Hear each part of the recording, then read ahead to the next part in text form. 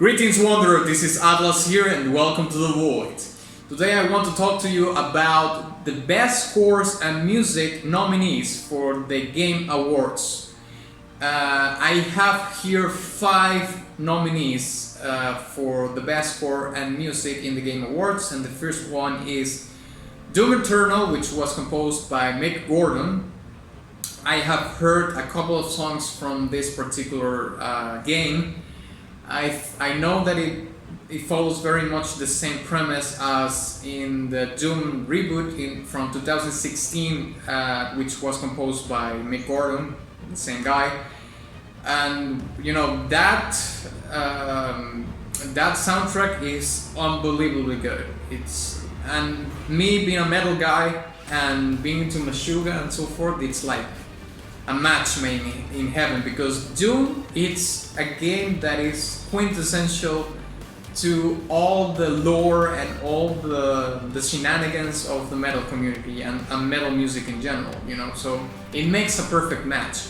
I do know that there was a little bit of controversy regarding the Doom Eternal soundtrack, because apparently some of the tracks that made for the video game were heavily edited or disregarded, and you know, and something like that along those lines. I can't remember quite well what exactly happened, but Mick wasn't very happy about that, and I can understand his point of view, because you have, as a composer, you have a view of what the soundtrack as a whole plays a role into the game, but then if it gets heavily edited or some songs are disregarded and not used for the final product, I understand that from a creative perspective that can be that can be something that you wouldn't agree upon as a composer. But at the same time, one has to understand that in video games as well as in film and so forth, there's a hierarchy of people that decide what's going to be in the game or what not, and that will be the directors, of course, the directors of the game, or the director in the film. And even though they are in the creative process, the people that have the most hierarchy, there's people outside of that, outside of the development of the video game or the film, that have even more power, which is the executive branch, you know, the investors and so forth. So, you know, it's never, you never know what's going to happen. You can only do like the best job that you can do. You know, if something like that happens, you just have to move on. Unfortunately, that's the case. And because of that, I think that he's not going to be back on another Doom soundtrack or something like that. Don't quote me on that. I can't barely remember if that's the case or not. But you know, even if it comes back or not, he made 2.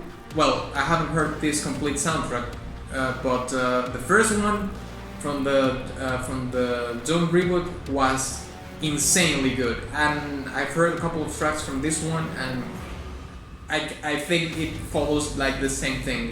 It's very, very good. Fun fact also, Mick Gordon, for this particular video game, for Doom Eternal, he recruited a bunch of metal vocalists and did something very cool, which was kind of a metal, you know, extreme metal choir that plays a role into the soundtrack. And I thought that was a fantastic idea, you know. And you know, there were many metal vocalists, you know, renowned vocalists in the extreme metal community and so forth, that were there to participate in. There was Sven from Aborted. That's the one that I always remember. But there were a bunch of them that you know, participated in this. Next, we have Final Fantasy VII Remake, composed by Nobuo Uematsu, Masashi Hamauzu, and Mitsuto Suzuki. Now, I do remember that I did, I think it was for One Winged Angel, if I remember correctly. It was either One Winged Angel or Bombing Mission.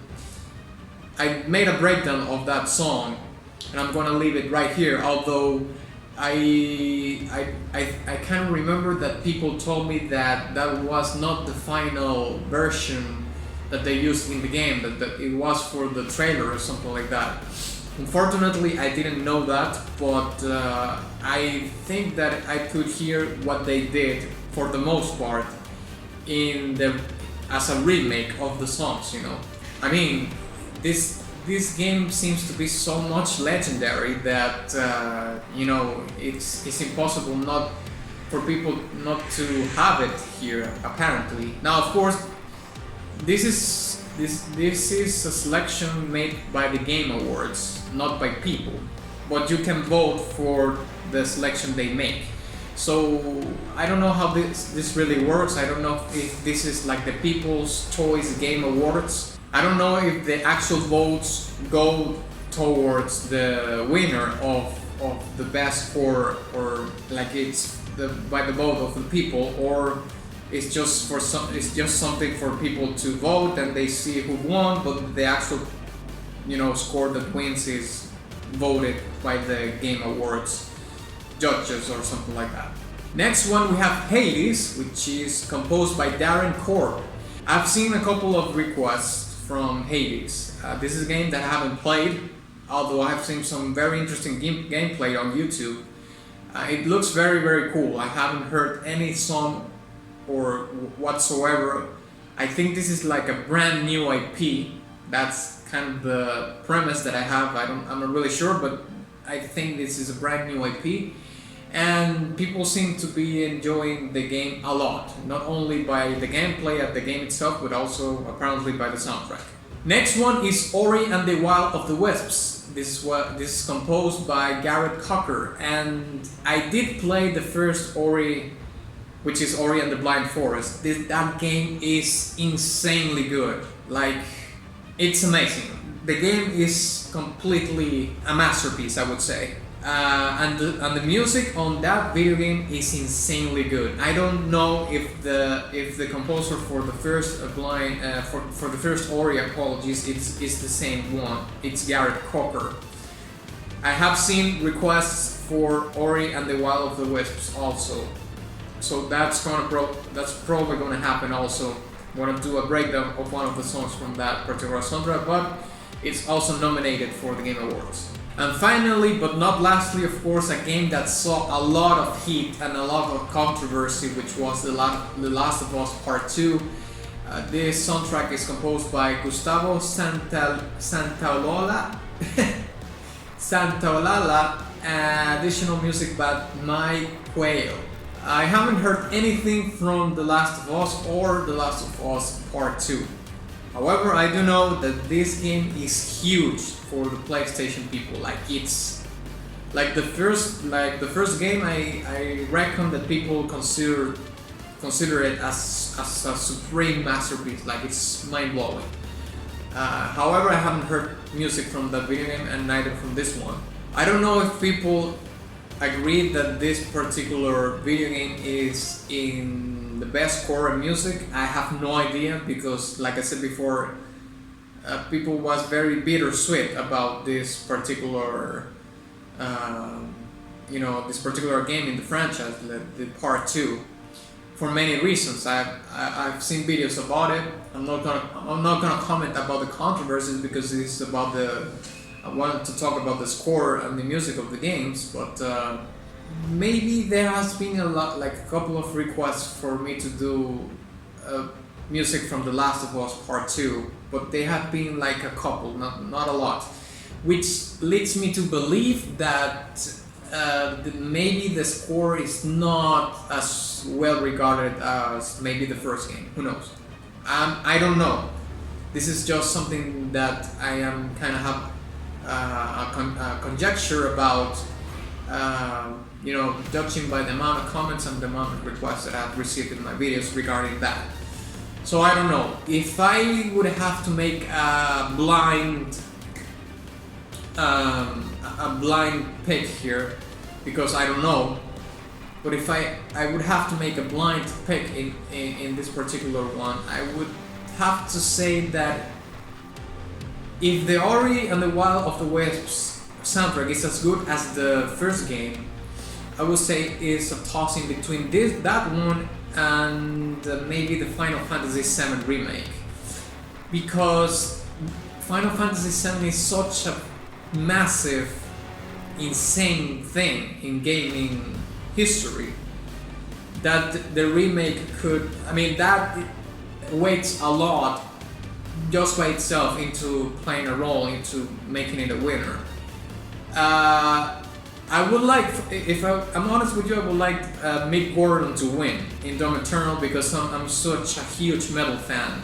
But at the same time, I have to reckon that Doom Eternal is probably the least possible one, because not a lot of people is into metal, and this is like super ground pounding, super heavy metal.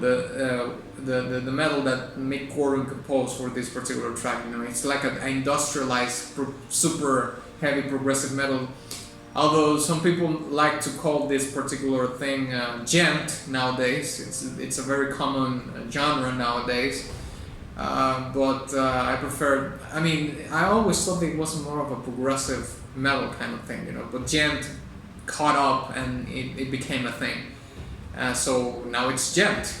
So yeah, let me know what you think will win and why, because as I mentioned before, I'm not familiar with some of the games that are here, but let me know why you would think they will win the best score and music, and if you think there was something very, very obvious that was left out, because people always say like, how is it possible that you left this game out or so whatsoever.